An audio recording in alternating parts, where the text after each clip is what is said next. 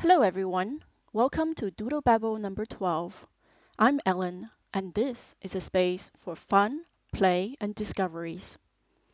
Today, we're going to have a little chat with Linda. We're going to do a little doodle together. All right, let's see what happens. Hi, Linda. Hi, how's it going? Thanks for having me as your guest on this show. Thank you. Thanks for joining me. This is the first time for me inviting somebody to doodle Yay! on Zoom. So thanks for being the first one, and thank you for embarking yourself on a journey where we don't know where we're going to end up. We'll see. Might be fun. Might be not. Hopefully, it'll be fun. All right. So Linda, what's on your mind? Oh, what's on my mind? Let's see. I'm thinking about what I'm going to cook later for dinner. I'm thinking about photographing some of the plants in the garden because we've got some great sunshine at the moment, so take advantage of that. I have some new flowers, like iris is open, some London Pride. A lot of the the flowers are tumbling out of their pots and stuff, so that's nice to see. Okay. I'm doing a lot of cooking with spices, and I'm doing a lot of experimentation. Wow, what kind of experimentation?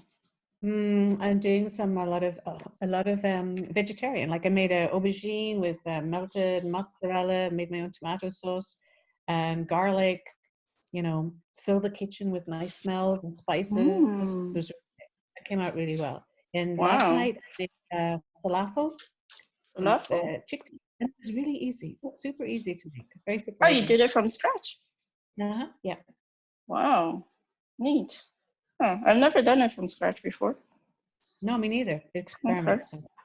And how did this experimenting feel like to you? It's a lot of fun. I like cooking. I like cooking for people more. People come for dinner, but I'm practicing these recipes so that when people come, I have something different. Something different. Okay. Yes. Okay. And what kind of different? It's different because I'm using more spices, some hotter spices. I got fresh herbs in the kitchen. So I like the smell. I use a lot of ginger.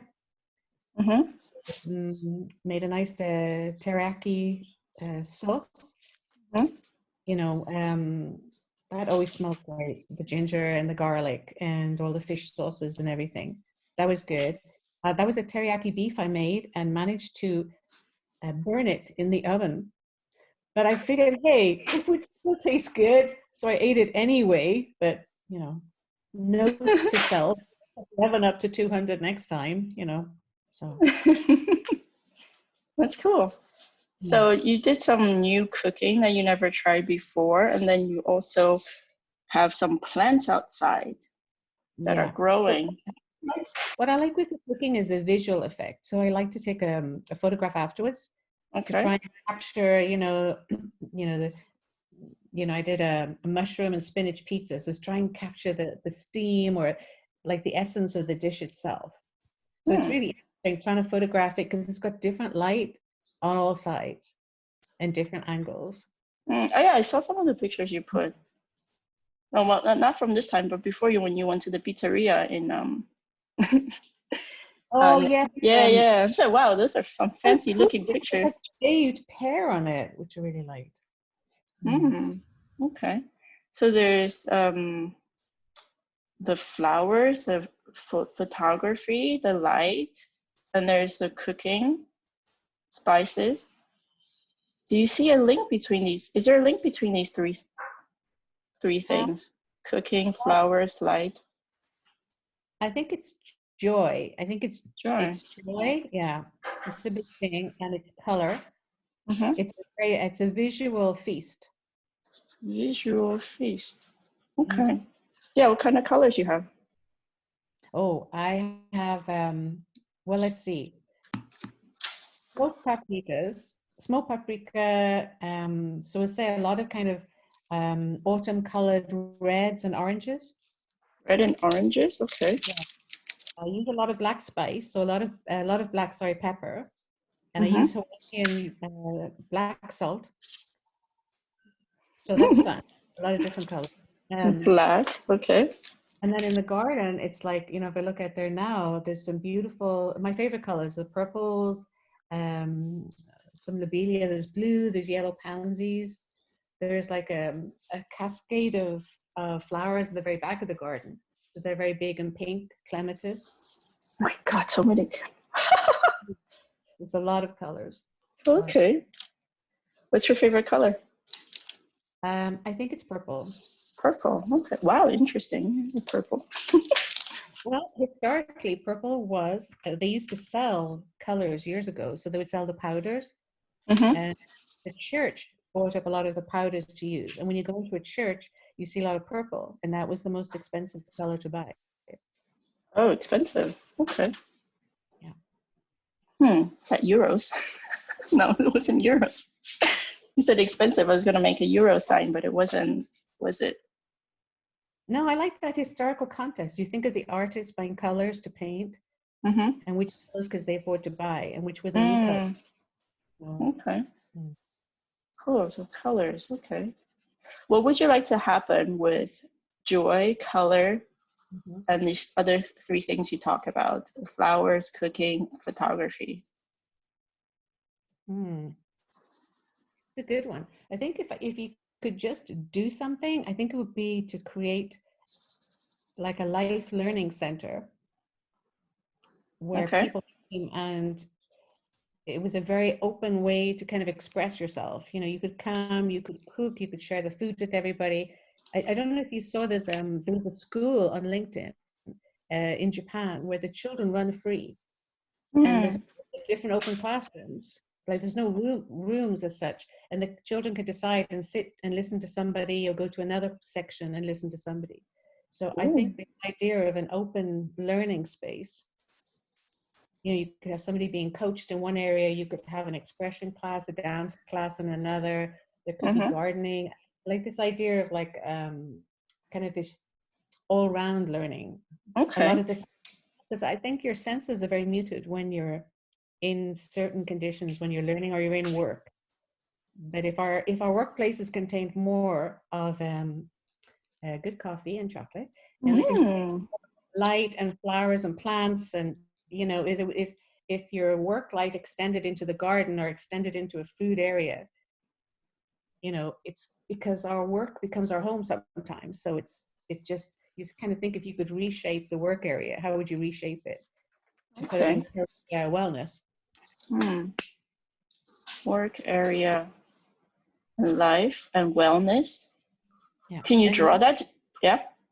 Add light as well, because I think if you, like in the Roman times when they built buildings, they engineered them so that the light would come in the different sections, by cutting out shapes for windows, the light and the air circulate in the building. So it's this idea, like we've kind of gone away from a way of living with buildings.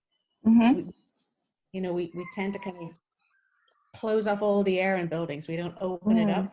So there's this idea of having circulation and space in a building. Okay, cool. You want to draw that? You want to doodle that with me? Okay.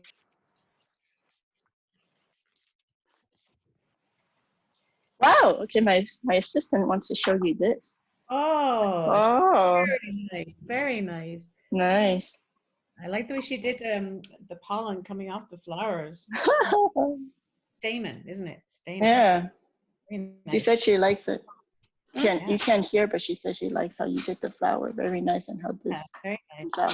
Thank you. You're welcome. I'll show you later, then you can hear. Okay. All right. So what have we got now? How do you feel about the collage or the thing or the? I like it. Yeah. Can I see it? Oh yeah. I don't know if you can see it there. Ooh. Cool. Okay. Neat. So looking at that,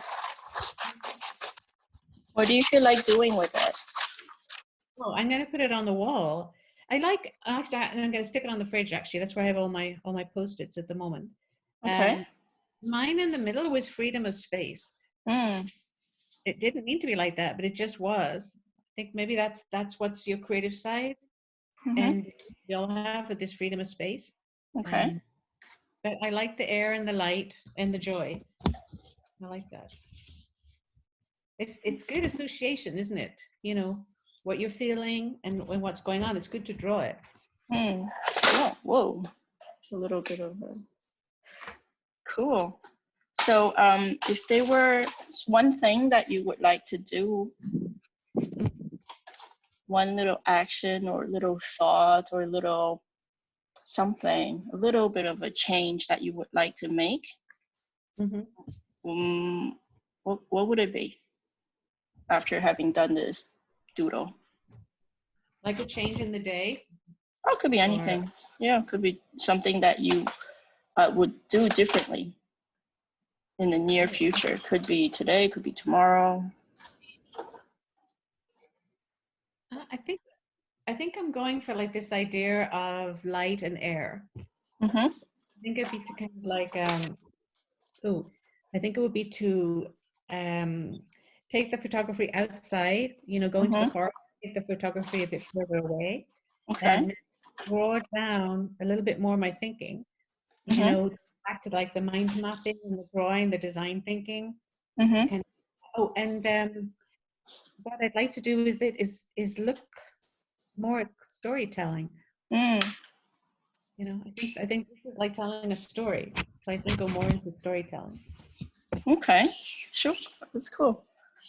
Okay, when are you gonna do it? Huh? When are you gonna do it? I have to start. I have to start today, actually. Yeah. Okay. So I'm gonna go for a walk after this, and I'll take my camera. Cool, neat. Okay.